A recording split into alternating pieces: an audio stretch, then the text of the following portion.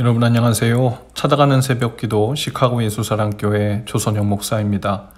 오늘도 변함없는 주님의 은혜와 평강이 저와 여러분의 삶의 종일 풍성하기를 기도합니다. 오늘 말씀은 호세아 8장 1절에서 6절까지 말씀입니다. 제가 읽어드리죠.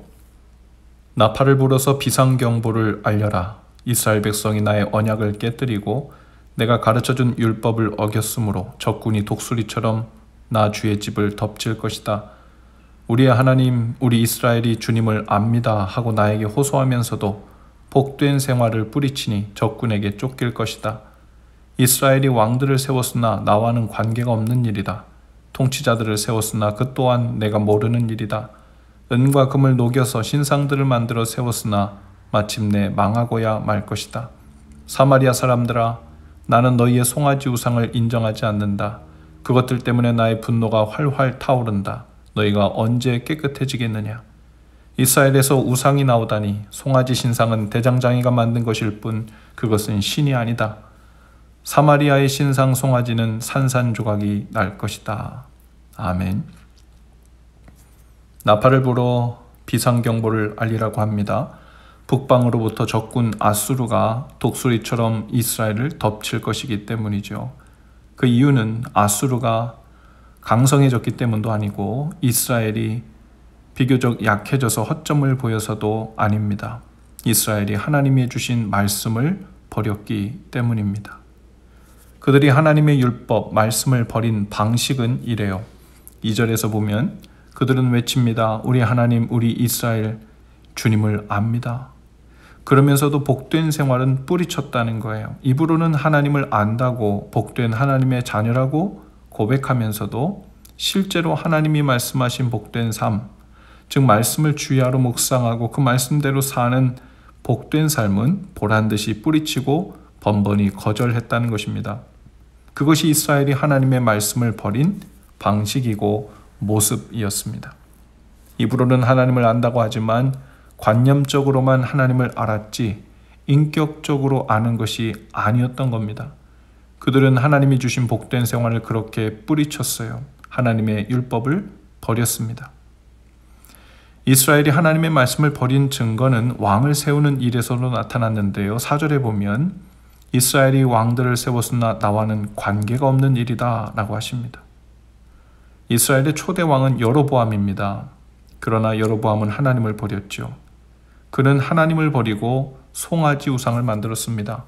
자신의 왕권을 유지하기 위해서 북이스라엘 사마리아에 송아지 우상을 만들어 놓고 백성들로 그곳에 와서 제사하는 것이 하나님을 경배하는 것이라고 했습니다.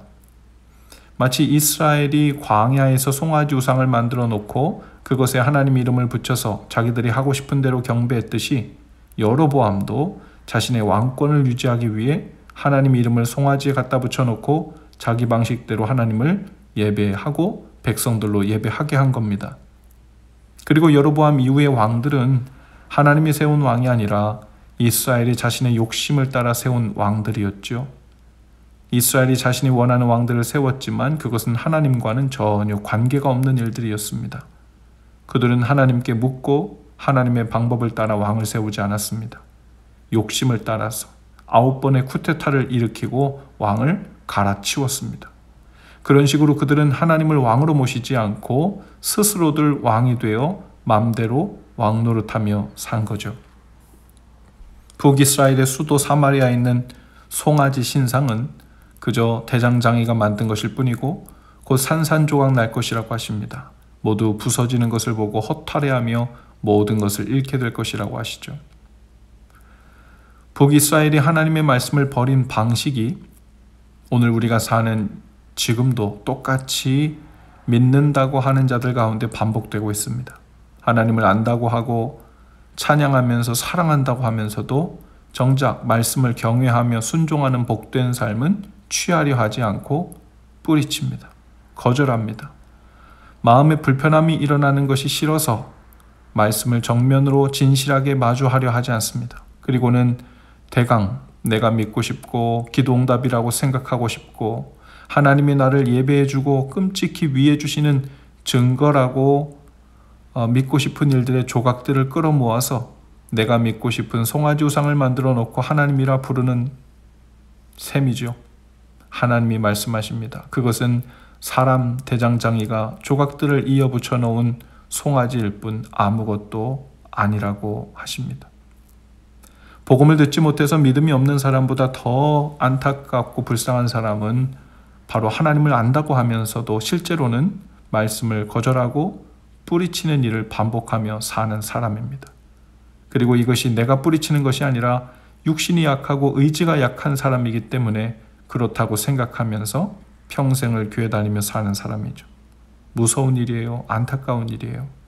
복된 삶을 코앞에 두고는 계속해서 뿌리치고 거절하는 것을 통해 내가 원하는 방식의 안정된 삶을 보장받아 누리며 살려고 하는 사람입니다. 그러니 진짜 말씀으로 인해 새롭게 된 진짜 복된 삶은 무엇인지 들어보지도 못하고 깨닫지도 못하는 것입니다.